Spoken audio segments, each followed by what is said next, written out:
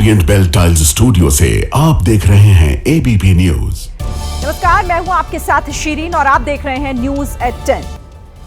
इधर पंजाब से एक दिल को छू लेने वाला वीडियो सामने आया, जहां बिजली के खंभे पर जब एक चिड़िया फंसी तो उसे बचाने के लिए एक शख्स ने अपनी जान की बाजी लगा दी। यह घटना गुरुद्वारे के ठीक सामने हुई। बिजली के खंभे पर बैठी चिड़िया के पैर में धागा फंस गया था, जिसके चलते वो उड़ नहीं पा रही थी। देखते ही देखते कुछ लोगों ने क्रेन बुलवाई। उस क्रेन के कुंडे को पकड़कर एक शख्स ऊपर गया, काफी मशक्कत की और जैसे ही उसने चाकू से धागे को काटा, चिड़िया उड़ गई। ये वीडियो पंजाब के अमृतसर से आया है, जो अब वायरल हो रहा है और लोग चिड़िया को बचाने वाले की तारीफ कर रहे हैं। आंध्र प्रदेश के अनंतपुर में रात के वक्त चोर एक दुकान में घुसा था, लेकिन जब चोरी करके वो बाहर निकला तो बाहर लोग उसका इंतजार कर रहे थे। दुकान के शटर पर ताला लगा था, लेकिन चोर इस जगह से अंदर घुसा था जहां से घुसने में बिल्ली भी परेशान हो जाए। चोर जैसे ही बाहर निकला, लोगों ने इसका वीडियो बनाना शुरू कर दिया। इस चोर को सम्मान के साथ नीचे उतारा गया और फिर इसकी खूब खातिरदारी की गई। दरअसल जब दुकान के अंदर से लोगों को आवाज सुनाई नहीं दी, तभी उनका शक गहरा गया। लोगों ने काफी देर तक चोर के बाहर निकलने का इंतजार किया और जब चोर निकला तो वो खुद भी हैरान रह गया। यूपी के कासगंज में कुछ दिन पहले एक नवविवाहिता की लाश मिली। इस मामले में मायके वालों ने ससुराल वालों पर हत्या का आरोप भी लगाया, लेकिन पुलिस की जांच में हैरान करने वाला खुलासा हुआ। हत्याकांड में पुलिस ने जिस महिला को गिरफ्तार किया वो मृतका की सगी मां है, जिसका नाम यास्मीन है। और यास्मीन के साथ पुलिस की गिरफ्त में जो शख्स दिखाई दे रहा है वो मृतका की बहन का ससुर है। इन दोनों ने ही कासगंज की शबनूर की हत्या की थी। मृतका की एक और सगी बहन का ससुर है।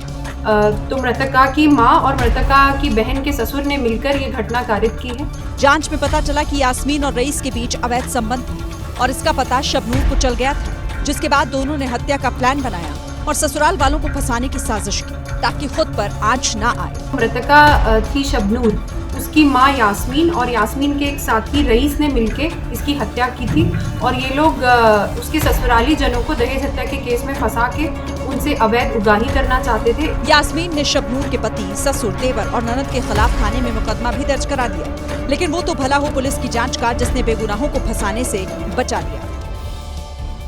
इधर यूपी के चित्रकूट में उस वक्त एम्बुलेंस में बैठे मरीज परेशान हो गए जब अचानक से एम्बुलेंस रास्ते में रुक गई। मरीज की तबीयत खराब होती जा रही थी, इसे लेकर परिजन परेशान हो गए। एम्बुलेंस स्टार्ट नहीं हुई तो लोग धक्का लगाने लगे, फिर भी गाड़ी चालू नहीं हुई।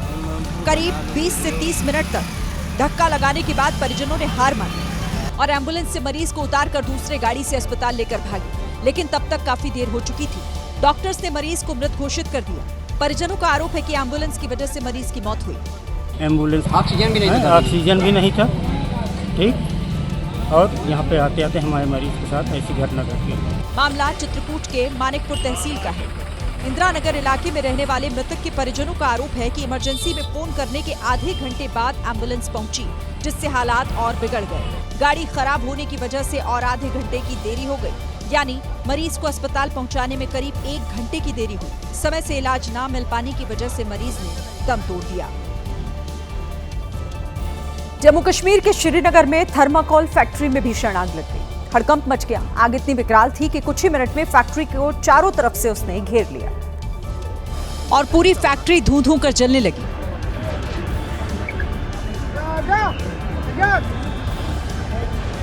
फैक्ट्री में भारी मात्रा में थर्माकोल और केमिकल रखे होने की वजह से आग काफी तेजी से फैली और काफी ऊंचाई तक उसके लपटें दिखी।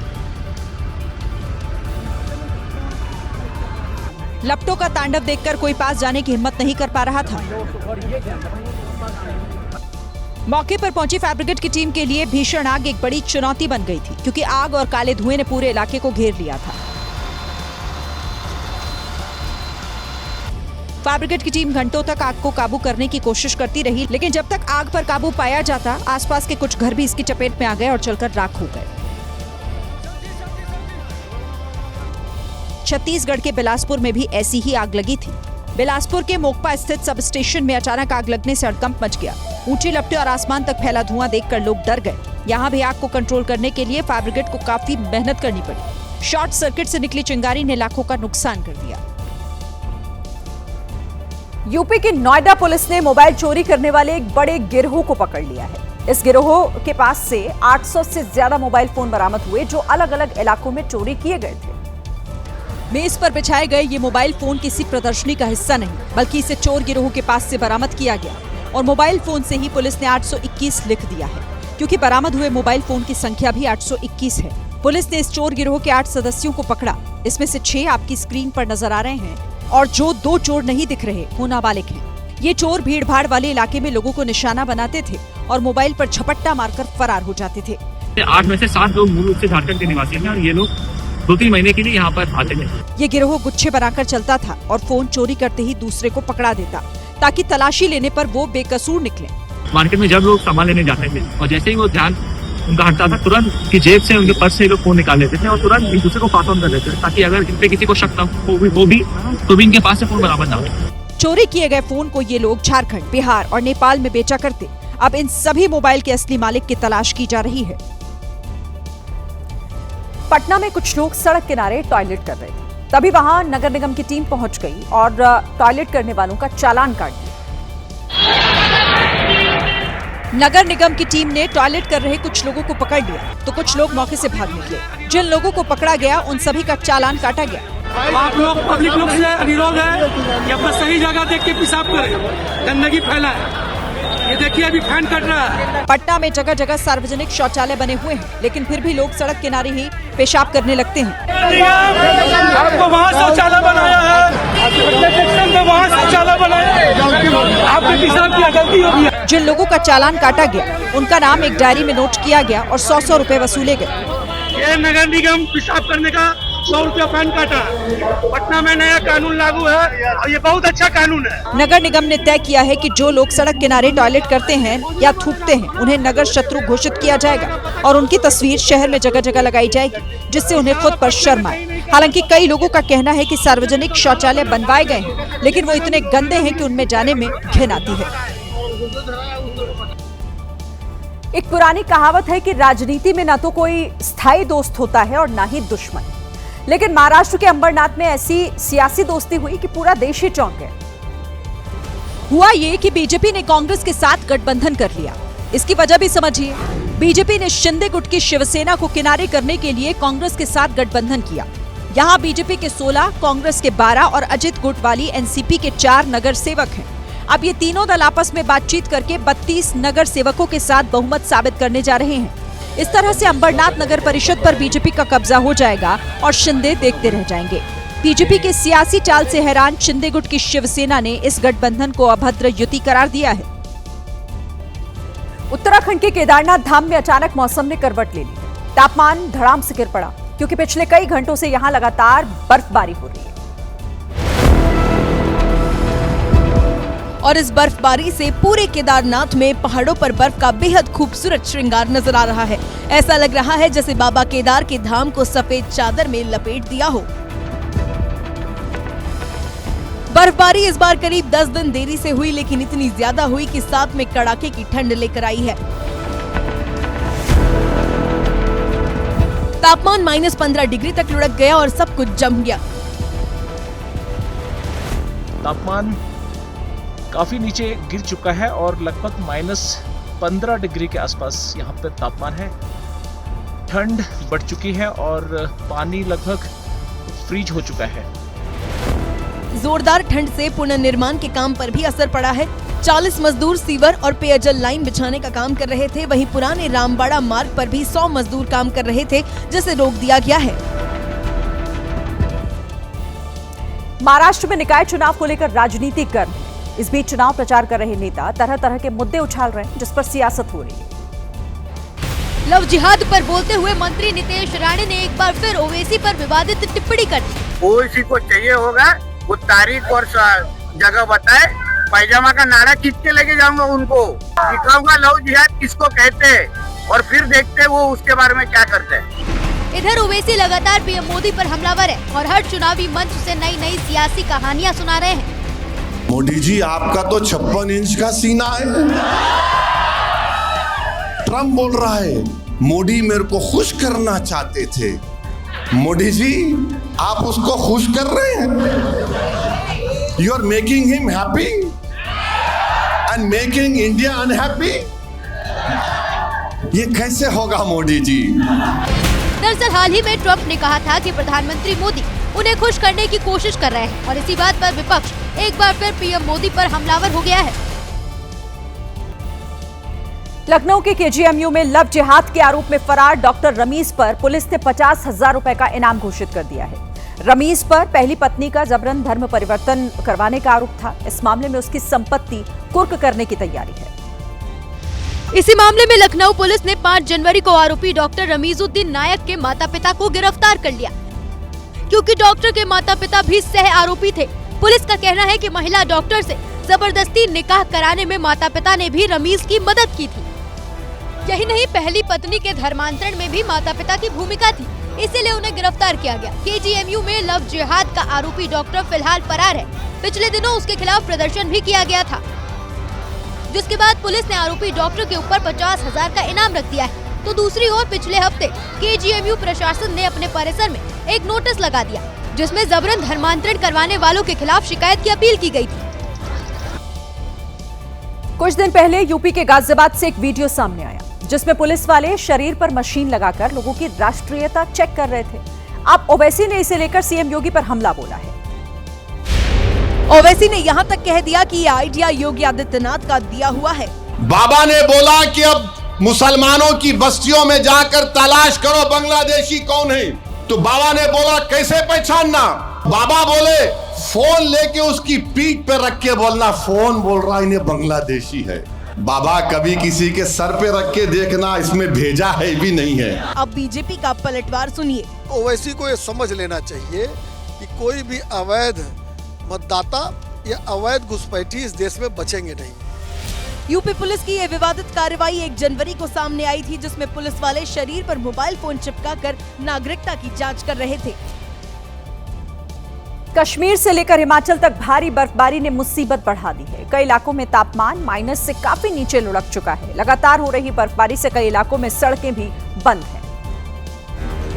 पिछले 24 घंटे में पीर पंजाल के पहाड़ों पर इतनी ज्यादा बर्फबारी हुई कि जम्मू कश्मीर के पुंछ की मुगल रोड बंद हो गई। लगातार बर्फ हटाने का काम जारी है, लेकिन फिसलन बहुत ज्यादा है, इसलिए प्रशासन ने सुरक्षा को देखते हुए मुगल रोड को बंद कर दिया है। मुगल रोड पुंछ और राजौरी को कश्मीर घाटी के शोपियां से जोड़ती है। पुंछ में भारी बर्फबारी के बाद तापमान -5 डिग्री तक गिर गया। उधर हिमाचल प्रदेश के सोलोंग घाटी में भारी बर्फबारी के बाद पर्यटकों के चेहरे खिल उठे। कोई सोलोंग के इस खूबसूरत नजारे को अपने कैमरे में कैद कर रहा है, तो कोई बर्फ में मस्ती करता नजर आ रहा है। सोलांग में पारा -9 डिग्री तक लुढ़क गया है। यूपी पुलिस के ठाए ठाए शाहकार के बाद अब उनका बम डिफ्यूज करने का नायाब वीडियो सामने आया।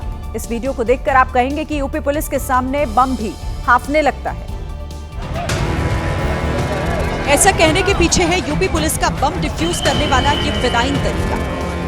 इंस्पेक्टर साहब की दिलेरी देखिए, कोई बम प्रूफ सूट नहीं, बम से बचने की कोई शील्ड नहीं, लेकिन फिर भी ट्रेन के अंदर से बम उतारकर झाड़ू वाले डंडे से घसीटते हुए बाहर गया।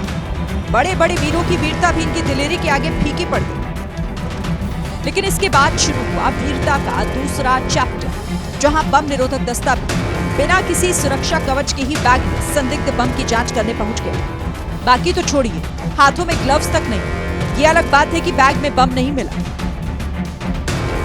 लेकिन शायद ये मानकर आए थे कि जैसे इनके आगे अपराधी कांपने लगते हैं, वैसे ही बम भी कांपते कांपते सरेंडर कर देगा। वहां खड़े लोग दूर से इस पूरी आत्मघाती वीरता का वीडियो बनाते रहे। वीरता का ये पूरा चैप्टर गोरखपुर से मुंबई जा रही ट्रेन में बम होने की खबर के बाद शुरू हुआ। ट्रेन की पूरी जांच के बाद उसे आगे जाने दिया गया, लेकिन बम की खबर के बाद उसे लेकर पुलिस की ऐसी लापरवाही अपने साथ साथ दूसरों की जान पर भी भारी पड़ सकती है। अगर वाकई बम होता तो। पटना के खुसरूपुर में उस वक्त हड़कंप मच गया जब एक दुकान में आग लग गई। भयंकर आग देखकर लोगों की सांसें फूल गई, इलाके में भागम भाग मच गई। क्योंकि आग की लपटें आसपास के कुछ घरों तक भी पहुंच गई। आग साड़ी की दुकान में लगी थी, इसलिए बहुत तेजी से फैली और फिर पूरे इलाके में चीख पुकार मच गई।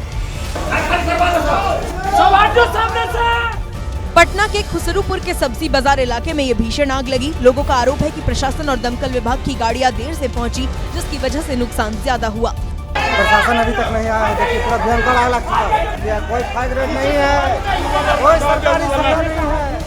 भयानक आग ने सिर्फ साड़ी की दुकान नहीं बल्कि कुछ घरों में भी तबाही मचा दी। इस अग्निकांड से इलाके में लोग सहमे हुए हैं। आग लग गया, कोई फायर ब्रिगेड नहीं है, कोई सरकारी सुविधा नहीं है। उत्तराखंड के अंकिता भंडारी हत्याकांड को लेकर भारी विरोध प्रदर्शन के बीच मुख्यमंत्री पुष्कर सिंह धामी ने दिल्ली में एक प्रेस कॉन्फ्रेंस की और इस मामले में राजनीति करने का आरोप लगाया।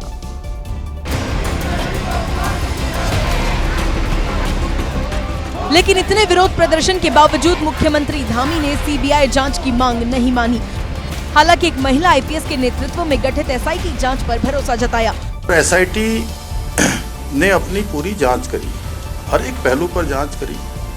परिवार के लोगों से भी एसआईटी मिली, अन्य लोगों से भी मिली। धामी ने कहा कि एसआईटी को लीड करने वाली पी रेणुका देवी अभी सीबीआई में काम कर रही हैं। उनकी निगरानी में जांच और मजबूत पैरवी से दोषियों को आजीवन कारावास की सजा हुई।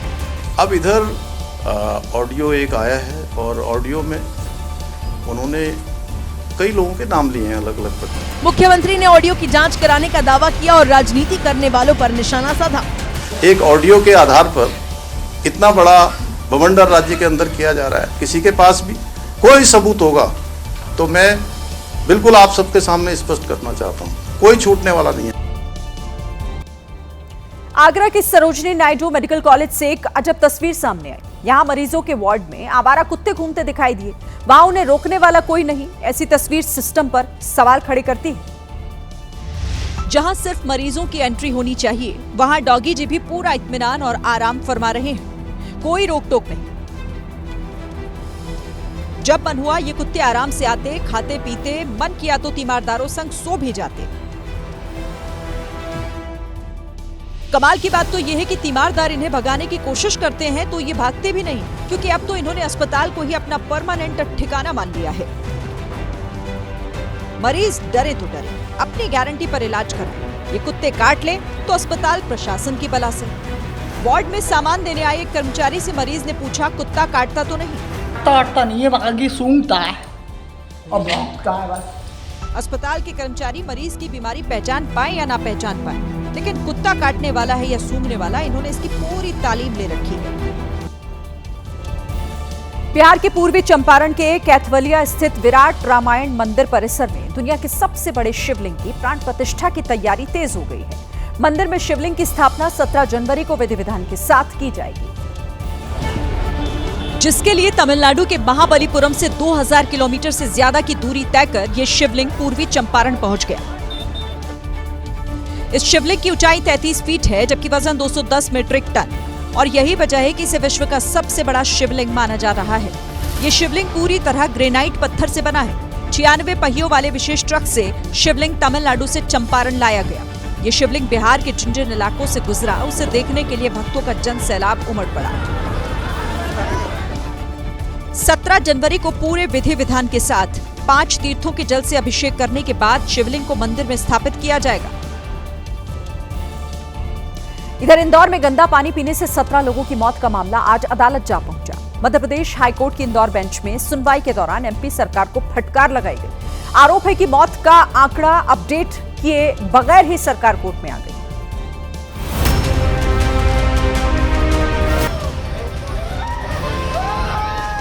हाईकोर्ट ने इंदौर में पानी की वजह से हुई मौतों के बाद उस मामले से जुड़ी सभी 5 जनहित याचिकाओं को मिलाकर सुनवाई की। गंदा पानी पीने से 17 लोगों की मौत हुई, लेकिन एमपी सरकार ने कोर्ट में पेश किए गए अपने स्टेटस रिपोर्ट में 4 मौत ही दिखाई, जिस पर कोर्ट ने उसे फटकार भी लगाई।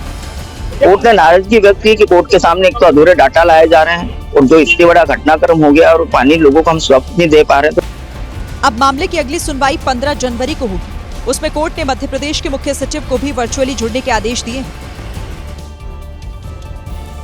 आज हाईकोर्ट ने जो टिप्पणी की वो देश का हर व्यक्ति बीते कई दिनों से कह रहा है। कोर्ट ने कहा कि इंदौर स्वच्छता में नंबर 1 है, फिर भी हम साफ पानी नहीं दे पा रहे हैं। इंदौर जैसे शहर में हुए इस हादसे ने शहर का नाम खराब कर दिया है।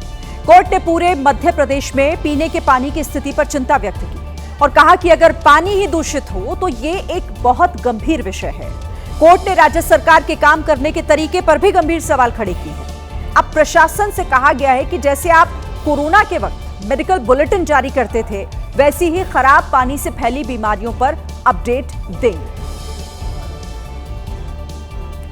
देखिए, उधर विपक्ष भी सरकार को यूं ही जाने देने के मूड में बिल्कुल नहीं है। इंदौर के जिस भागीरथपुरा इलाके में दूषित पानी पीने से 17 लोगों की जान गई, उनके परिवार वालों से मिलने के लिए कांग्रेस के नेता पहुंचे। मध्य प्रदेश में कांग्रेस के नेताओं ने पीड़ितों से मिलने के बाद मुआवजा बढ़ाने की मांग की। सरकार और जगह तो 1-1 करोड़ रुपए मुआवजा देती है और हमारी जान की कीमत 2 लाख रुपए। मैंने गलत तो नहीं कहा भाई?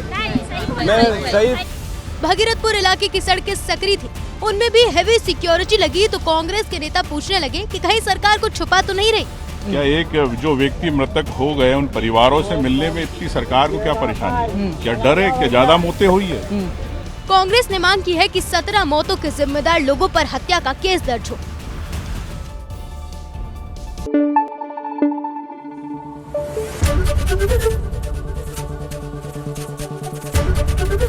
एबीपी न्यूज आपको रखे आगे।